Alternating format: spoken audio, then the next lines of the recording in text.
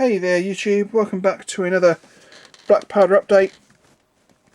Today we have the attached foot artillery battery, the Belgian Foot Artillery battery attached to the second Brigade. If you remember me saying in my last one, I decided to take a little bit of a break from painting what's more or less a carbon copy of the same battalion that I painted last week. And I thought, well, rather than have to try and basically paint the same thing 2 weeks in a row, I'll work on something else that's sort of left. And now the only things that are really left for me within that sort of minus that sort of battalion of troops is basically the command for the brigade, the artillery, or the small volunteer Jaeger unit that's attached to the 28th, and of course the actual division commander himself, who I do always sort of tend to leave until the very end. So I thought, you know what, I'm going to go for the artillery. That's going to take me sort of 3 or 4 days. So let's go for that. It's something different. Now I always have this sort of funny feeling where the thought of starting an artillery battery sort of repulses me a little bit, but when I get started, I actually, if I'm in the right state of mind, I can actually get through an artillery battery really quite quickly. And in this particular circumstance, that's what happened. I actually finished these guys within 2 days, which was actually a lot quicker than I thought, because I thought, I'd finish these guys in sort of 3 or 4 days, but I actually finished them in half of that. So when I was on the second day, I basically decided to add something else to the list, and strangely enough, the same thing happened. So by that third day, I was already in position where I knew I was going to finish these guys not much into the next day's session. So I actually ended up adding a third thing, and that's kind of just about worked out. I actually finished them yesterday. Although I did actually put some tufts on this morning, so I suppose theoretically you could say that I actually properly finished them today. Now obviously part of that is the fact that you have to wait for the DAS clay to dry. I think if I didn't have to wait for the DAS clay to dry, then I probably would have finished them well into yesterday, and I wouldn't have had any any leftovers for today. So let's get going. That's enough waffle. Almost 3 minutes worth of waffle. Let's get going. So, like I say, these guys are the Dutch Foot Artillery attached to the 2nd Brigade. They're commanded by a Captain E.J. Stevenart. Company-wise, we have front rank crew, and we have elite guns. Now, if you remember me saying quite a while back now, I think it was during my horse artillery video, I brought a box of elite miniatures, sort of like the equivalent of a battalion box, but for artillery, which are actually really cool. They're very competitively priced. They're literally a couple of pounds more than buying 4 Perry's cannons. And when you actually get them in hand, they're actually like really big and chunky. They're actually like a fair, not massively, but a fair size bigger than even a front rank gun. And of course, I think warlord guns are actually even a little bit bigger than front rank generally. But these guys are even chunkier than even a warlord gun. And I think that if you were to sort of mix cannons, they wouldn't look as cool as they do, but when they're together like this, I think they look absolutely amazing, and I'm really happy with them. Now the only thing that I did have to do to these guys was that I thought the barrels were particularly long.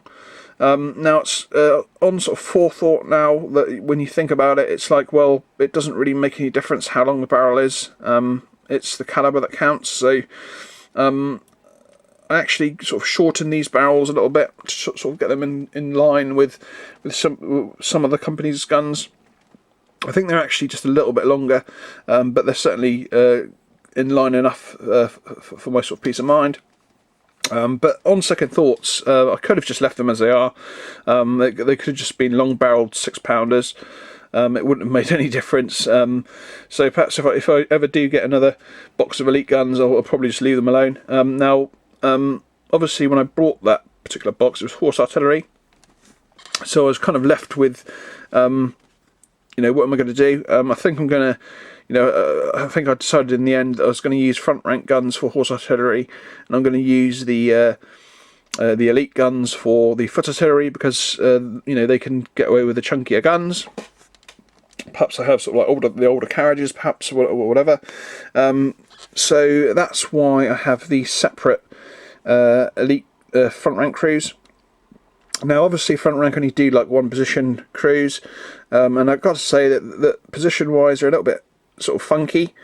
They're sort of they seem to concentrate a lot on the back of the gun, but then have this guy with a sponge up front just for the sake of it, because all artillery guns have to have the sponge guy, you know, but they're kind of missing out the guy who would be the fuse guy here, and because of that, you sort of have a mystery figure missing, where I think if they'd put the fuse guy in and not bothered with this guy, then you could have got away with that a lot better, because you know, at the end of the day, this guy's literally here just because it's an artillery unit.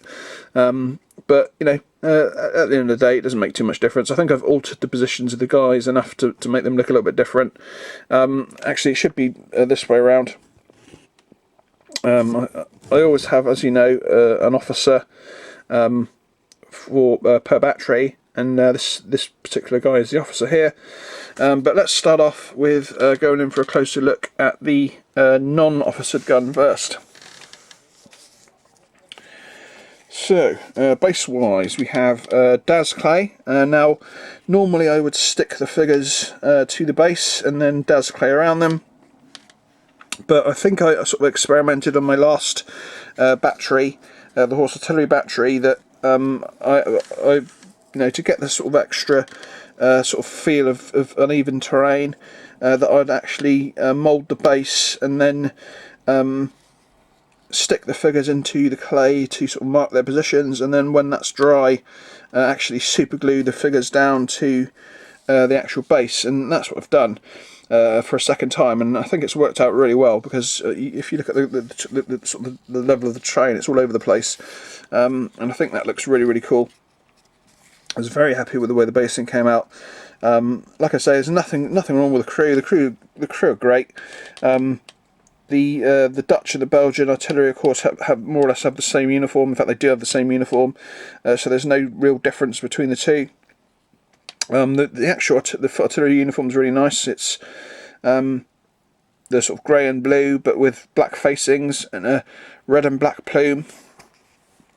And on this particular battery, we have this guy here marked up as the or painted up as the battery NCO, so they're basically in command of the battery, or the gun rather. Now, this actual figure is kind of I think he's supposed to be that position. And of course, then we have this chap here, who's kind of like, I suppose he's kind of the guy that just changes the aim of the gun. Now I'm pretty sure that is his job. He's not like another crewman temporarily doing that job. And of course the torch guy as standard, and of course the like I was saying, the bog standard. This is an artillery battery position guy with a sponge and the ram, and of course the usual way that I paint the guns. Although I did actually use contrast for the black this time, which I found to be a really good use for it. Like I said, you remember me saying about the way that the contrast paint flows. It's really a simple job to do the all the black details.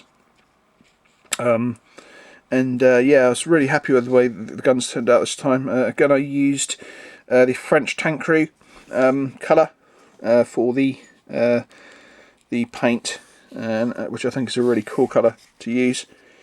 And yeah, that's the first gun. Let's go for the second gun now, the one with Captain Stephen art on. So again, we have the same sort of setup.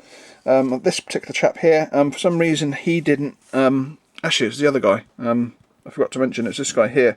For some reason, when I pushed him into the base to sort of flatten out his position, For some reason, perhaps I didn't push him in hard enough or whatever, but when I went to sort of mount him, he wouldn't sit flat, and he was kind of sort of leaning back.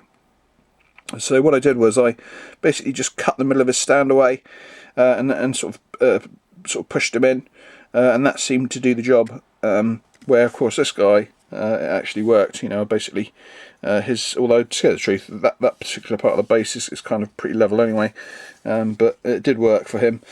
All the others, similar sort of style, just pushed into the clay before it was dry. The gun, of course, the same, pushed into the ground to mark its wheels and its where its tail boom is, and again, you know, super glued down. It's nice and sturdy. We've got a little bit of a raise of terrain as it heads towards the front of the base, but again, I think it turned out really, really cool. And I must say that I really do quite like the officer figure for these chaps. He looks very regal in his sort of a frock, dress frock uniform, and of course the usual orange sash of a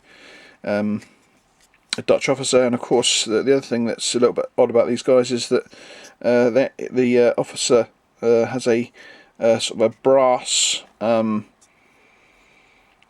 scabbard for his sword, which is quite unique really.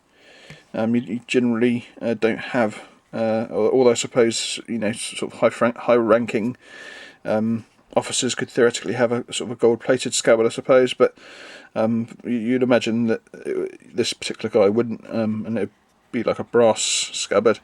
But again, it looks really nice. And I think overall, I'm pretty happy with these chaps, and I'm really quite happy that I decided to keep the elite guns to use with these guys rather than to use them with the horse artillery like I originally bought the box for. So yeah, that's the end of the first video. The Belgian Foot Artillery battery attached to the 2nd Brigade. And until the next video, which is not going to be too long away, catch you all later. Bye bye.